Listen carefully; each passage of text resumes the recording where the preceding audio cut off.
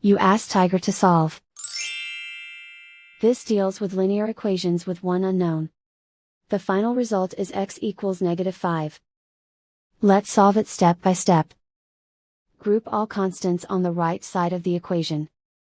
Add 4 to both sides.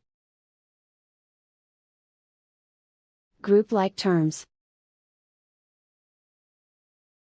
Simplify the arithmetic.